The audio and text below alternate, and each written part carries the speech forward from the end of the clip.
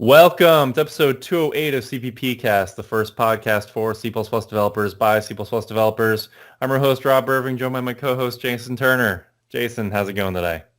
I'm okay, Rob. How are you doing? Doing okay. How are you doing? I mean, I know a lot of the East Coast is going through a heat wave right now, although we had a pretty big storm here yesterday, so it cooled off a bit. Did that affect you at all, like a week ago or so? Our weather's actually been normal for here. Like we did get around Right. 100 degrees, but that's what you expect, July, Right. August in Colorado. But we've also been getting seasonal like afternoon thunder showers, which cool things off, which apparently used to be normal like 30 years ago, but has never been normal since I moved here. So certainly that's super welcome. And actually, I'd say this is like, I don't know, it seems like the most normal, calm possible weather we could expect at the moment. Oh, well, that's good. I know that some parts of the country are suffering right now, but hopefully they'll get some relief soon. No, we are getting ozone alerts for poor air quality, though. And if you hear that in my voice in this recording, that might be why.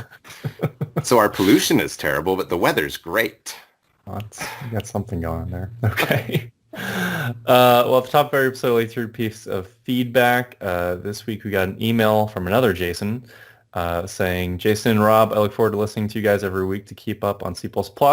I write UAV autonomy software, for which C++ is an integral part. I've recently started exploring the ROS2 framework and got to thinking it would be awesome if you guys could interview Morgan Quigley, Louis Poubel, or Dirk Thomas from the Open Source Robotics Foundation. I'm not sure the best way to contact them, but it looks like Dirk and Louis are on LinkedIn, and Louis has a website and is on Twitter. I feel like we have talked about open robotics a long time ago when we had Jackie K on, right? That might be right. I Is was that a going to say thing I we had talked no about? idea, but yeah, that sounds entirely possible. Yeah, so we should either maybe try to reach out to her again or reach out to someone else who's working on this Open Robotics Foundation. I think we're going to have a conversation about this whole other Jason thing, though, because I'm not aware of any other Jasons in the C++ world. I don't know if there's enough room for more than one of us. We've had at least one other Jason on the show, I believe. Yeah, have we? Yeah, I think so. This was Honestly, from Jason Beach. it's been We had between more Jason than... Rice on about 50 episodes ago. Oh, Jason Rice. Right. Yeah, I forgot about there that. are other Jasons. There are other Jasons. Oh, all right, fine. I'll just have to live with it. Yeah.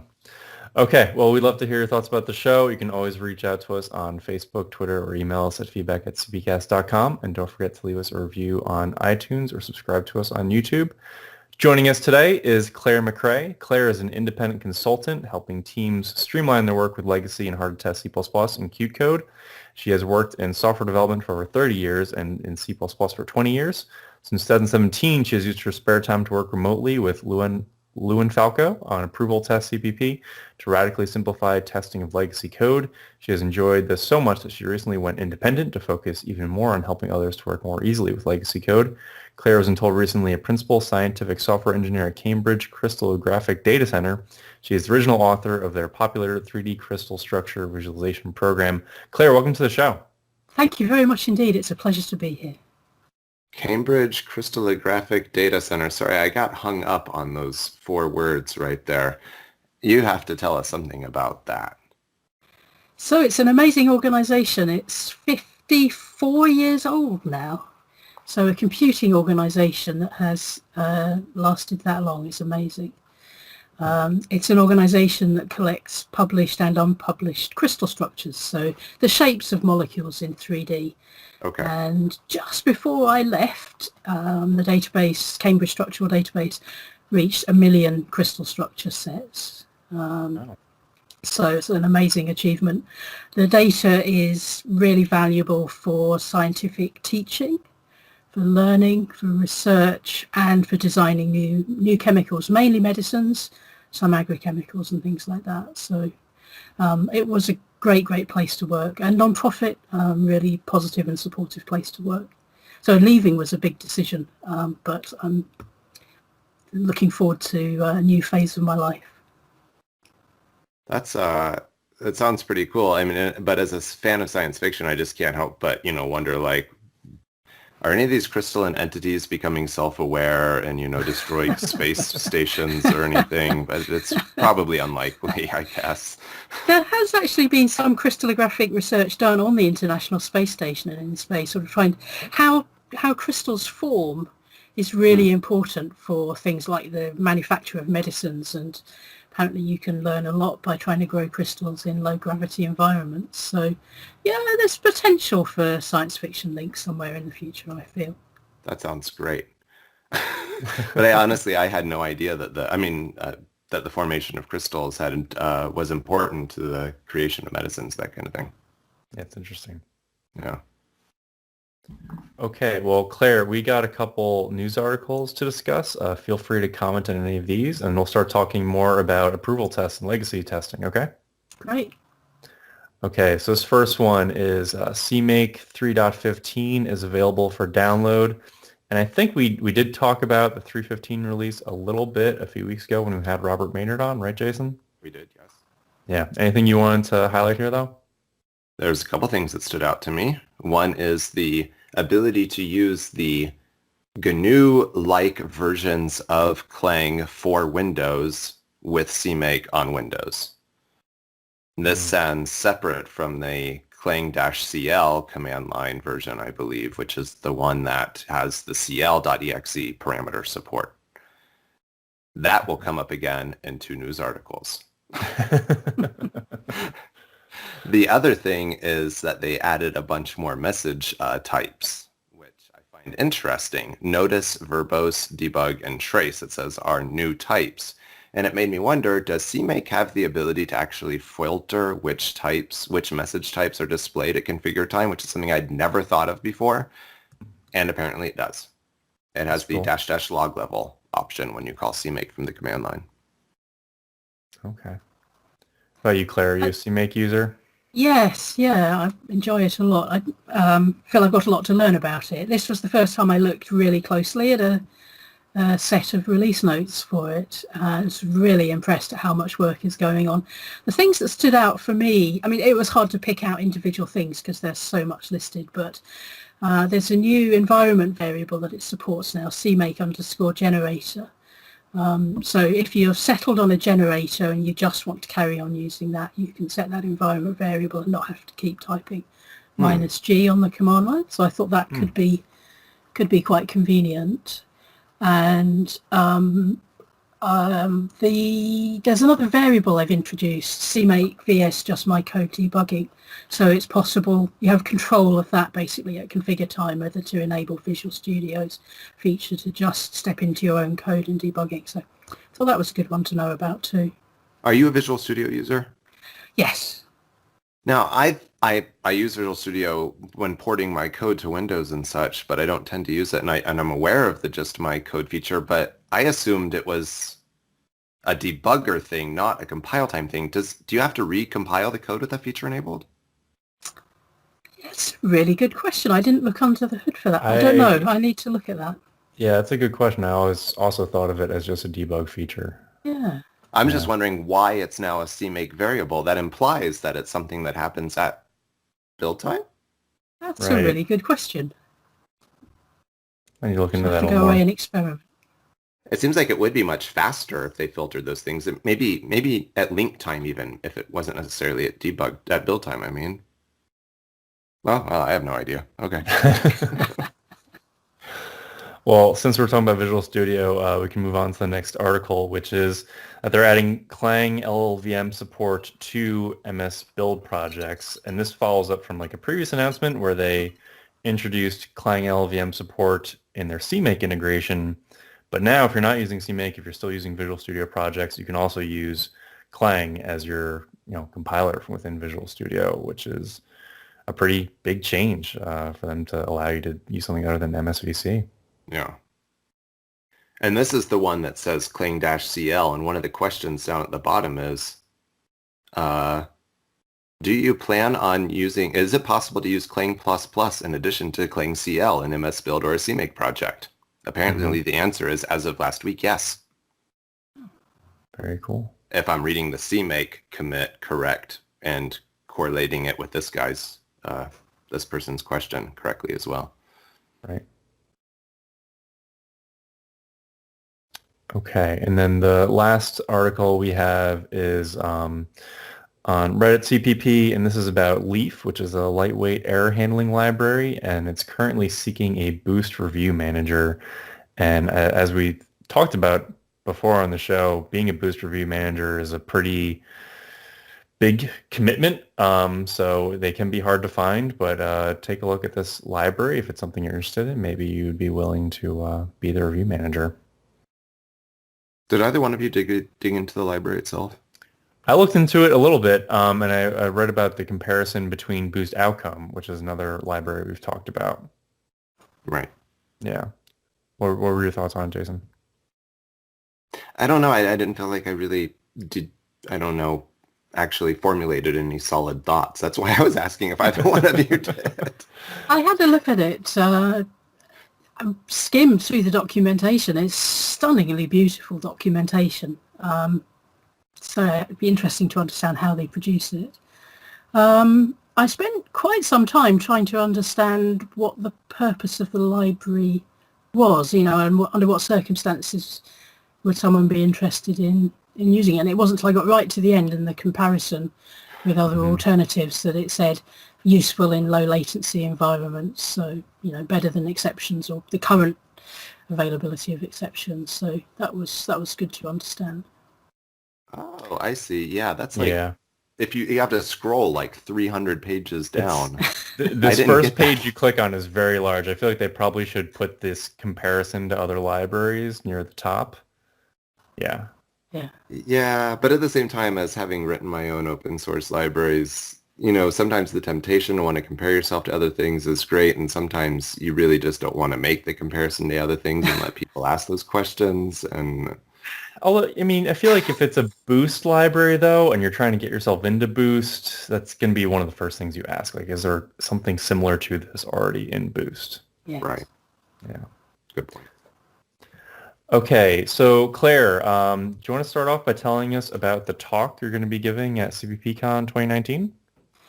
Yes, I'm going to be giving a talk called Quickly Testing Legacy C++ Code with Approval Tests. And I just learnt today that it's going to be on the Monday afternoon because I see that the CppCon schedule has just been announced. Oh, did they? I imagine they announced that. There might be sort of minor changes and things like that, but they've got the full schedule up now on Shed. I also did not know that. Now I should know when I'm speaking.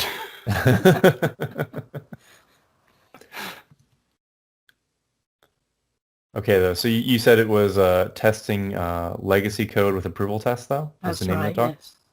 So I don't think we've talked about this concept of approval tests before on the show. Mm-hmm. Do you want to tell us a little bit about them, how they relate to unit testing? Sure. So I think that approval tests are a lot better known in other languages than C++. So that's become a bit of a mission of mine to try and share some kind of understanding about the situations when they're useful. I think lots of people are familiar with the idea when you write unit tests that you have the pattern of arrange, act, and assert, so that your test ends up saying the recipe that the test is executing and then a statement about what the right answer is. So value is going to be 42 or in a given range, that kind of thing. And writing unit tests as you're writing your code can be a very effective and very satisfying way of working. But if you've inherited a large chunk of code and that code often isn't structured in a way that it's even easy to write, to do the arranging and do the acting without creating lots of objects beforehand and so on. Maybe you don't at this point even know what the right answer is. Approval tests provides an alternative to the sort of fine-grained unit test approach. With approval tests, you say you're arranging your code, you're doing the setup, and the setup might be run my entire program or virtually all of my program. You provide the inputs, and approval test provides a range of sophisticated ways to save the output. So save the current output of your program as a snapshot of the current behavior. It's very similar to the Golden Master approach. It's quite a sophisticated implementation of Golden Master. So you don't have to understand the details of the program you've inherited. You run the program, you capture some output, and you save that in your version control system. And from that point on, as you're refactoring the code, you can get quick feedback as to whether you've unintentionally changed the behavior. So I guess the summary is, if you can write unit tests, do. If you can't, or can't easily, or you need a starting point to break out of the I can't refactor the code because I don't have tests loop, then approval test provides a surprisingly powerful, surprisingly quick to use mechanism for such a small volume of code. And it's Llvm Falco created and has popularized the idea, and it's well established in a dozen or so other languages, but relatively new to C++. This concept is very apropos for me because as I teach students, it's often people who want to get up to modern features of C++ and they're dealing with some 40-year-old code base or something like that. And I just had my students last week ask me like, well, you know, how do I start refactoring this code? I'm like, well, you can't do anything without testing first, but what exactly those tests need to look like I'm not the expert in that. And it sounds like you have a good answer to that question. Yeah, I actually used it. It's not just for legacy code. One of the things I did over Christmas when working on Mccray, the crystal structure visualization program, I was adding a new display style. It's hard to explain in a podcast, but instead of drawing video, atoms, you can, Yeah, so instead of drawing atoms just as spheres, some chemists in some situations want atoms to be drawn as polyhedra, so that you can, where the corners of your polyhedrons are the neighbouring atoms. So for certain types of chemistry, enables much quicker parsing, if you like, interpreting of the crystal structure, the shapes of the molecule. And so I didn't know what the right answer was. So it's basically OpenGL, changing some OpenGL code.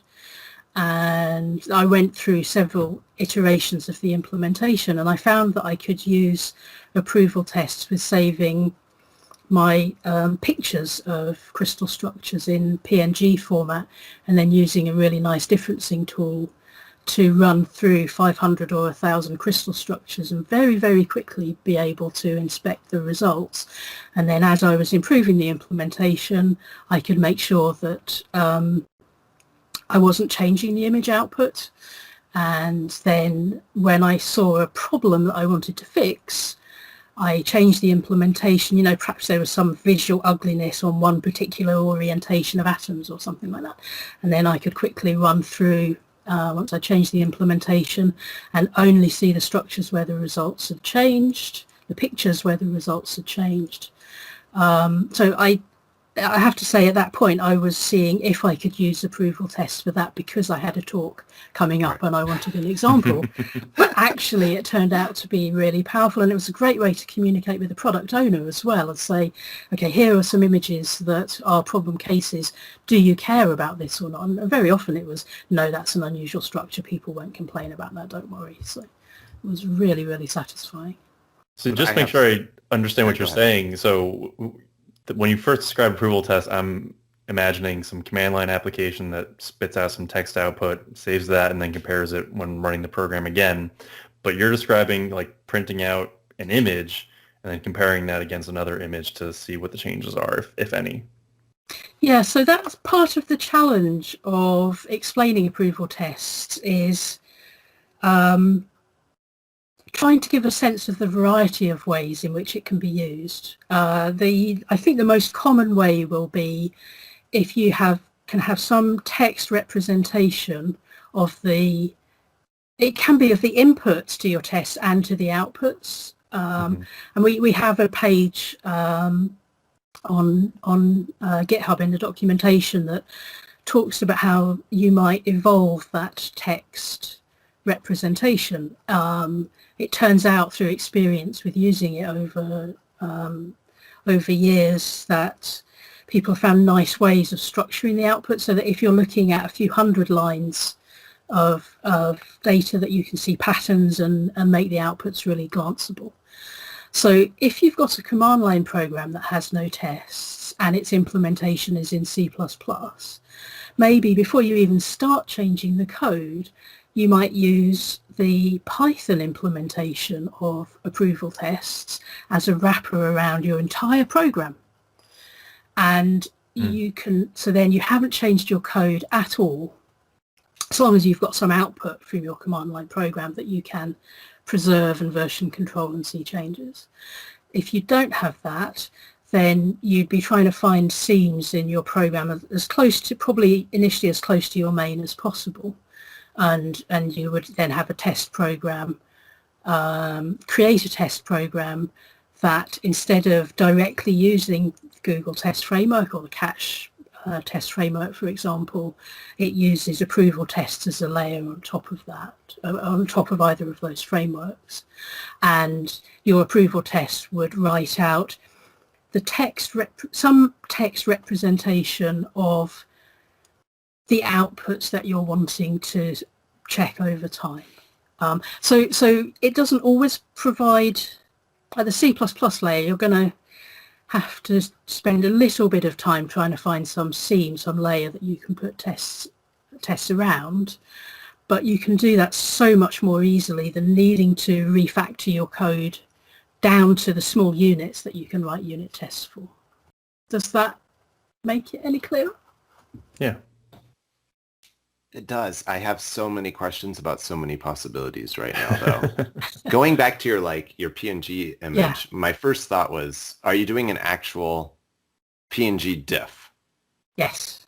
Yeah. Okay. So you can see the actual pixels that have changed. Yeah. So what then... No, sorry, go ahead. So at first when I was doing this, okay, so maybe if I actually explain at a very simple level what approval test is actually doing. Sure. Under the hood, it might, well, it'll certainly make this conversation easier, and hopefully it might answer some of your questions. So what approval test does is it provides, first of all, it provides a naming convention for saving your files. So it knows about the test framework that you're using, Google Test or Catch, and soon DocTest. So you don't have to spend time thinking about how you're naming your output files. It says, I see your source file name is this and your test name is that.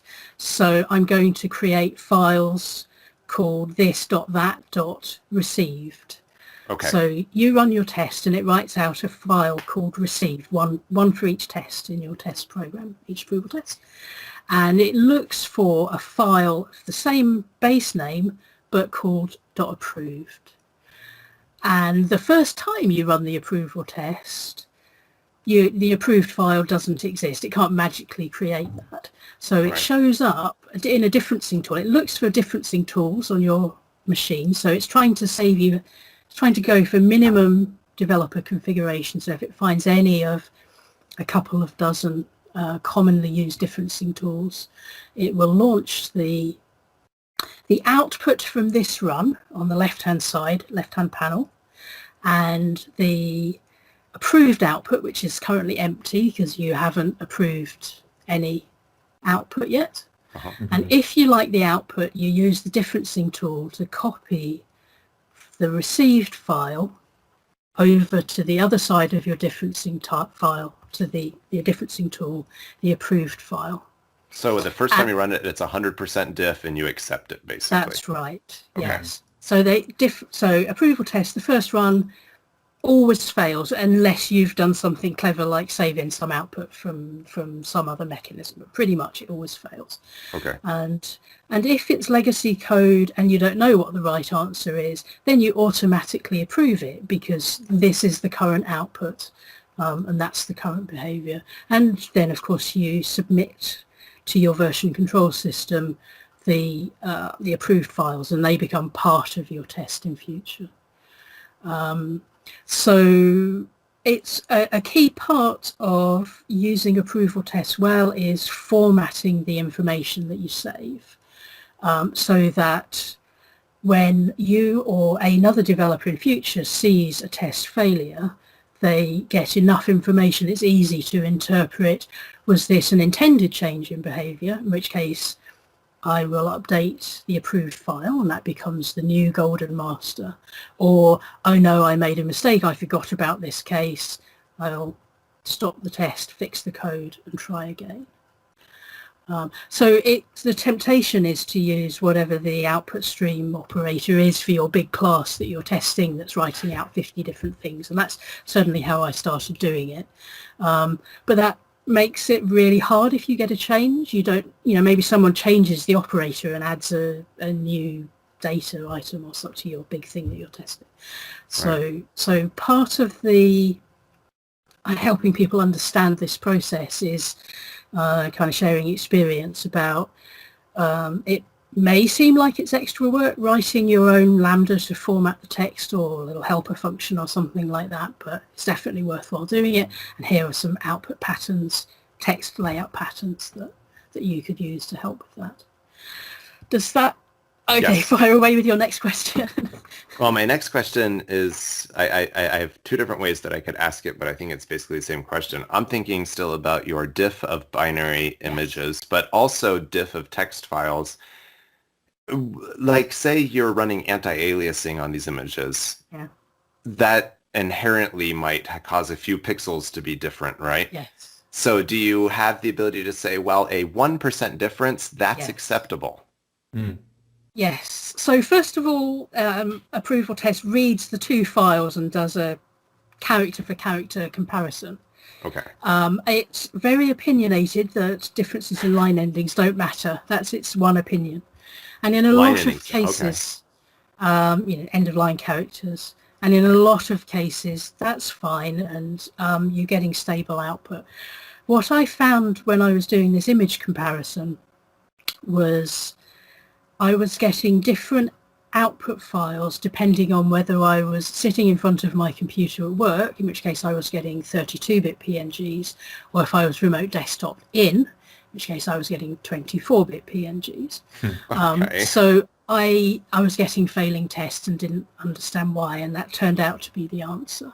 Even though the alpha channel was 0 or whatever the whole time. Yeah. Okay. Yeah. So we ended up, and as I used approval tests more, I found there were some times when I was logged in directly and getting these 32-bit images where the Qt image writing was giving me 1 out of 255 differences, 255 values for red, green and blue.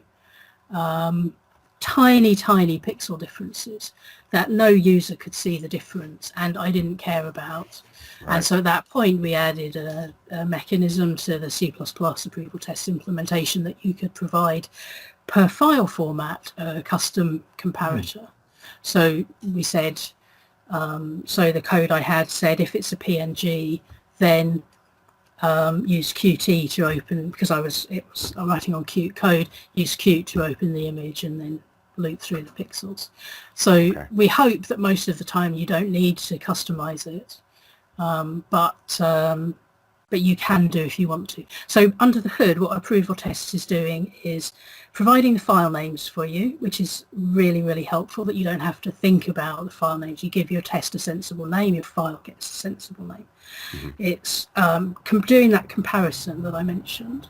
And then if either the approved file doesn't exist or if it detects a difference, it looks for a differencing tool, one or more differencing tools on your system, and shows you a visual representation of the differences, and you can customize in all sorts of really powerful ways how it presents that information, including saying automatically approve the difference if you've made an intentional change or you want to just review the differences in a version control system or whatever.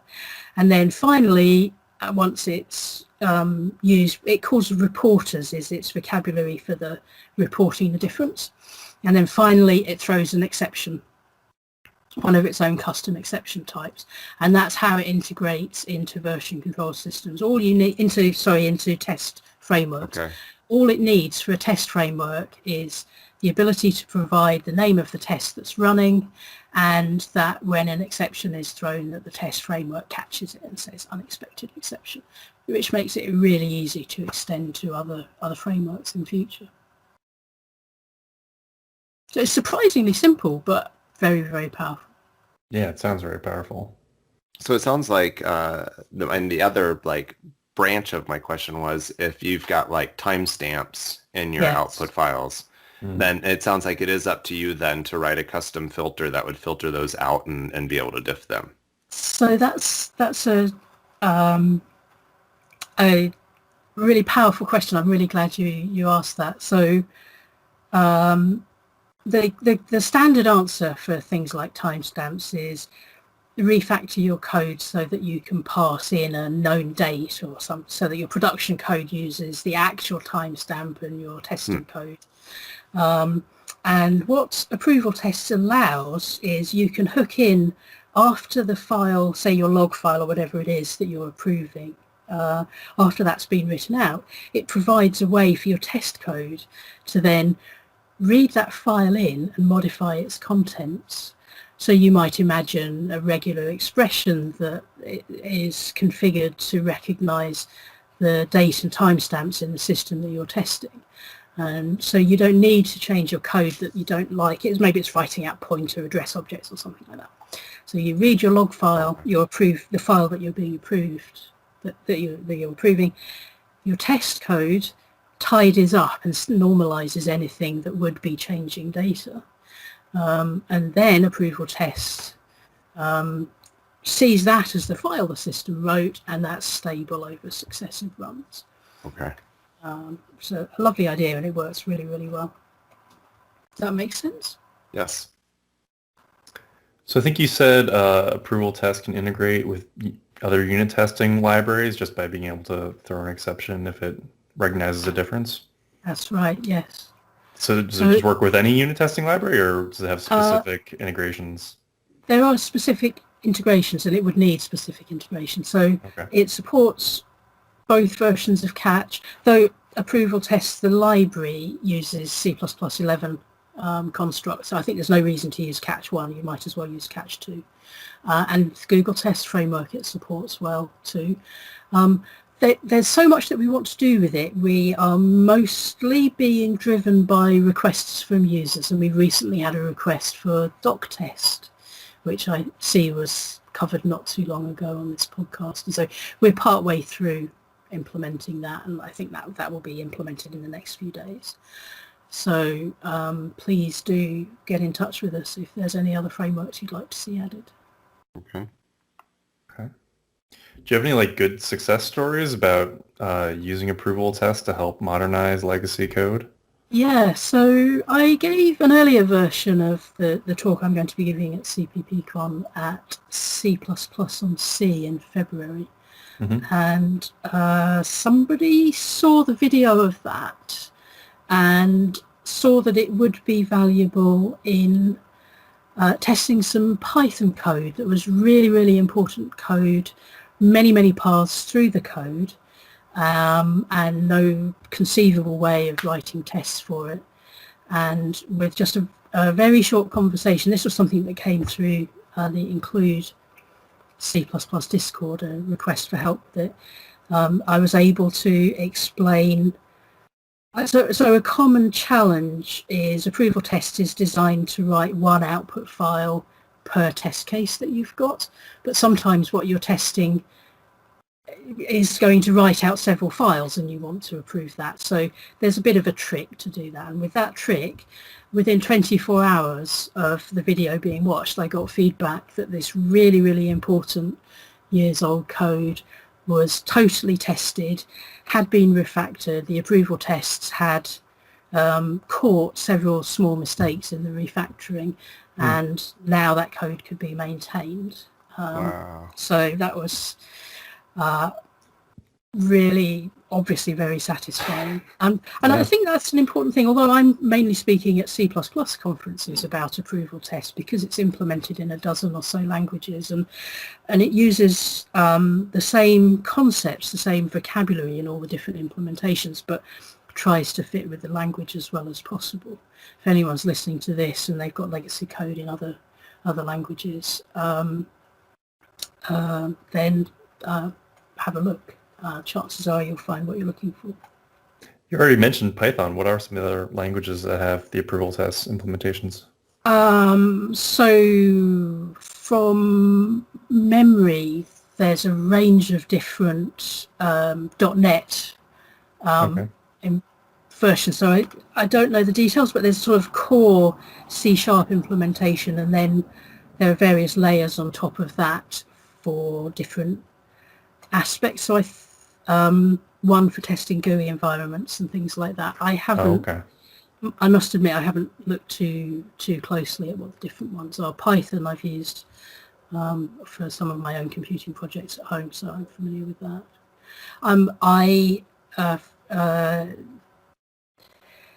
I applied to speak at Meeting C++ this year, and I decided I wanted to branch out a bit.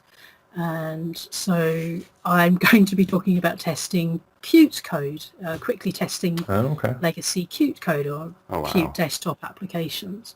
So sometime between now and November, there'll be an additional C++ approval test library that will depend on the Qt framework and provide some ways of using approval tests there. That's something I did use at work just before I left, with a dialogue whose implementation code was mixed in with the Qt custom widget code, and I wanted to separate that out. And as it happened, it was for a widget that had it was a table widget, so it had an easy text representation. So it was very comfortable, very easy to fit that in, but with approval tests. But I don't think we want to make the core approval test library depend on Qt, so it will need to be a separate layer on top of the basic C++ approval tests. Yeah, that would almost certainly slow down adoption from people if they had to pull in Qt on their project with no current dependencies. So, yeah. But so now, okay, you're dumping some sort of textual representation of what's in a dialogue and using that as the thing that you're diffing for your approval test with the Qt testing? That's right. In this case, it was a dialogue that had two tables, basically. So a table of scientific data in the main dialogue, and then an extra kind of info dialogue that it popped up. So in that particular case, the text representation was easy to see and easy to create. At first, when you first started mentioning it, I'm like, what is the idea to dump like a PNG of the dialog box, which seems like that would be not a great way to go about that, but I don't know, right? So for Qt in particular, there is a separate testing framework called Squish. Right. And I know from experience at work that you really, really want to try and avoid using screenshots for as much as possible in testing. As soon as you want to run something on a different environment, you end up with so much pain and looking for differences and things like that. So the example I used earlier, I was only saving images because it was OpenGL code, exactly what I wanted to save was the image and see the changes. And that code, those tests are disabled in the code. I learned very quickly that partly because of the volume of output and the subtle changes running in different environments, it was a test that was useful on a given machine when that code was being maintained. So, but it gave me the information that then I could write unit tests for the particular mathematical challenges that I discovered through being able to throw large numbers of crystal structures through the approval test image mechanism. So I don't always see approval tests as the end result and necessarily something that you would save forever. It can be a means to an end for a short-term thing, bit that where you're stuck on writing unit tests. And it may be that if the setup is expensive and time-consuming of the tests, that you soon want to get to the stage of having unit tests. And unit tests for longer-term maintenance, I'm sure, are going to be the answer in many cases. But there are also times when the approval tests are quick enough and sufficient for the needs that they may live for a long time. It really depends. You have to form your own opinion based on whatever the case that you're testing. But it's really, I come back, the goal of it is to unblock in scenarios when you can't see, it's not feasible for you in your situation to start with writing small tests. It makes a lot of sense, and I can totally see it in this scenario. And you kind of answered the next question I was going to ask is, like, if you already have one particular organization I'm thinking of has mostly just behavior-driven tests, like they don't care about unit testing, they just want to know that the behavior of the system stays the same. It kind of sounds like they kind of already have what they need from an approval test. I think so, yes. Okay. We've been talking about legacy tests a lot, but approval tests provides a really nice mechanism for testing, for acting on containers of values. So, and containers are sort of a combination, multiple nested containers. How to describe it? So you may have some new code that you don't regard as legacy code, but you want to generate a large number of test cases for it. And to write individual unit tests one line at a time for thousands of test cases would be prohibitively expensive. Right. And so approval tests is really valuable in that situation as well, where you might say, I don't know, say it's a chessboard or a drafts board or something like that. You've got 8 cells by 8 cells and you want to test large numbers of different moves with inputs and outputs. You can have a little text representation of the board before and after the move, and then have containers with large numbers of moves in, right, and provide a nice visual representation that's easy to understand and easy to see changes. So I think there are specific circumstances when you're working on new code where the fact that you can generate large numbers of test cases very easily and manage them in a easy to understand text form, that's the other main area where I think it has a lot of benefits. Now, earlier you said the last version of this talk you gave, you got like a 24-hour turnaround from someone saying this was amazing, it solved all of our problems. I'm assuming not everyone should expect that within 24 hours they've solved all of their problems. But do you have any kind of rule of thumb guidelines for about how long it takes to set this kind of thing up when, you know, for the newbie? I think that understanding approval tests is a small part of the process. Okay. I think how long it takes to actually get going is really going to depend on how malleable at all the program is that you're working on. So if it's a command line program and it's text input and text output, then that's going to be a much quicker process than if it's the guts of some complicated dialogue or something like that. So I hate to quote numbers and then sort of mislead people. I will say that the dialogue example that I mentioned earlier at work, that probably took me somewhere between half a day and a day or something like that. But that was code where I didn't really understand the code when I started, and I needed to understand the path through the widgets and things like that. But to write individual unit tests for that and get the same degree of coverage that I got with approval tests would have taken me considerably longer. Okay. I guess I'd love to throw it open. If anyone tries it out and gets stuck, ping me on Twitter, ask questions. You know, my life now is helping people to test code that's hard to test, and so the more examples I get to see, the more I get to help people and then have that feed into helping other people, the more fun I get to have, and hopefully a few other people get to benefit from it along the way. Now, you said, did I hear you correctly, that you're going independent doing this That's right, kind of yes. thing? Okay. Yeah. Well, I mean, it sounds like so far you've made a great sales pitch, honestly, because I know there's a lot of companies and even individuals at companies that are just like, well, I was just given this project that's 20 years old and it doesn't currently have any unit test. What do I do? Well, it sounds like you have some answers. This is a great way to start. Yes. Going back to that 24-hour success story you were talking about, you said that someone reached out to you over the Include C++ Discord. Are you pretty active in that community? I know they just had like a 2-year anniversary, I think, right? Yes, I was really lucky with the timing. So I've been in, I wouldn't say I'm absolutely one of the core people, but I've been very supportive throughout that entire time. And when Guy Davison spoke at Meeting C++, I think probably 18 months ago, I was on the Code of Conduct group for that conference. So that's, I try to support where I can. Okay. What are the goals for CppCon this year with the Include group?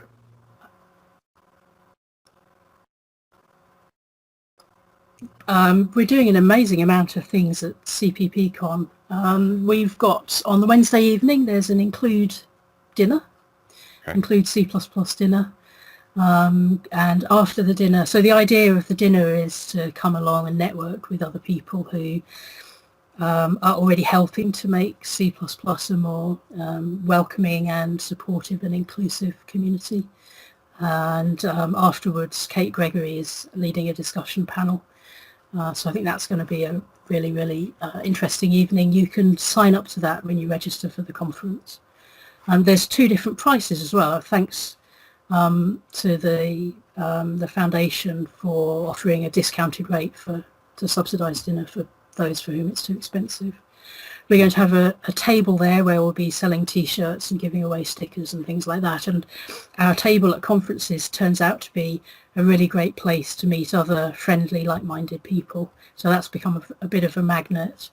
On Discord, our Discord server, there'll be a channel where if you want to meet people, find people to go and have a meal with, maybe have dinner, things like that. You don't have to worry about if you don't know anyone at the conference. It's a great way to start to make acquaintances and friendships.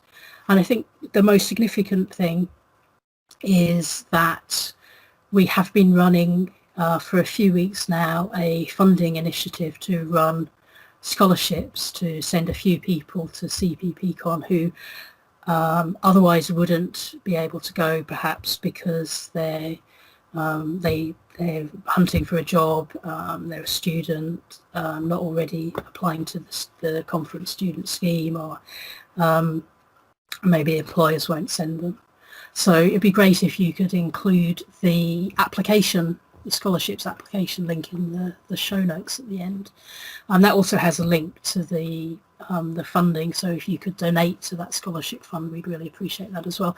So far, in our 2 years, probably pretty much over the last year, we've sent about a dozen people to conferences, most of them fully funded with transport as well. And we've had help from the conferences as well to support that.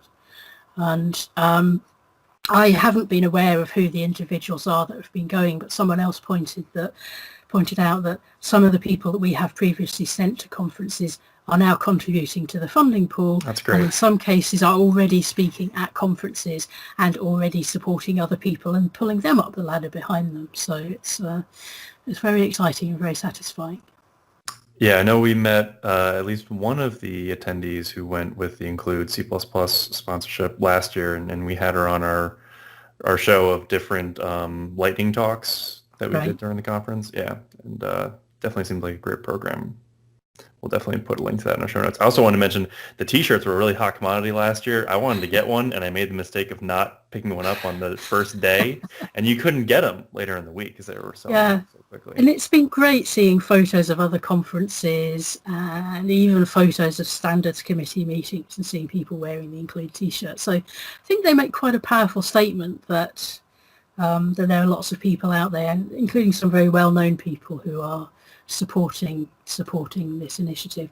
Also wanted to say, for anyone who maybe hasn't noticed, that CppCon themselves have made a couple of great announcements recently. So they've announced that there's going to be not 1 but 2 quiet rooms at the conference this year. So some people just need to get away from noise sometimes and just have a break, and it can be really useful to just go and have take a break from, because these conferences are, I was going to say they can be, but they are very intense environments. They are. And just yesterday, the conference announced that there's going to be funded childcare. They said for a limited number of places, but so I guess I last went to CppCon in 2014, and then there were about, I think it was the very first one, there were about 600 attendees then, and maybe 10 or 20 women, something like that. I mean, it was a welcoming and friendly environment. I don't want to suggest otherwise, but I very much felt like an outsider. And the C++ community has changed and evolved so much in that time. So I'd quite like to say, for anyone who isn't sure about whether to give CppCon a go this year, I say you're fine for many different reasons. It's a really, really welcoming environment. I definitely encourage you to give it a go. And as I said, if money's a problem, then definitely look at the scholarships. I kind of, if you don't mind, want to rewind just a little bit to when you said the include table is a great place to meet people for dinner. I believe that's what you said. So there's two different things going on. The include table is great for coffee breaks and things like that, maybe going to get lunch with people and things like that. Or you get lunch, right? But on Discord, at all of the C++ conferences, we have a channel specifically for people at that conference. So often in the evenings, there's a group of us meeting up to go out to dinner at such and such a place. We're going to meet in the lobby at this time. Everyone's welcome to join us. And I think... No, I just wanted to highlight that as being like an important good thing, because as you said, the conferences can be overwhelming. Sometimes you don't know anyone there. You're just standing there looking around like, well, I guess I'll start wandering in a random direction and see if I find a McDonald's, when really, like, if you took the time to maybe wander by the include table or go on Discord, you can find someone to actually communicate with for, mealtime. Unless you just want to be alone, and that's fine too. Yes. Yeah. Okay. Is there anything else you wanted to go over, Claire, before we let you go? No, that's great. It's been a really interesting conversation. Thank you very much indeed. Yeah, thanks for coming on the show today. Pleasure. Thanks for joining us.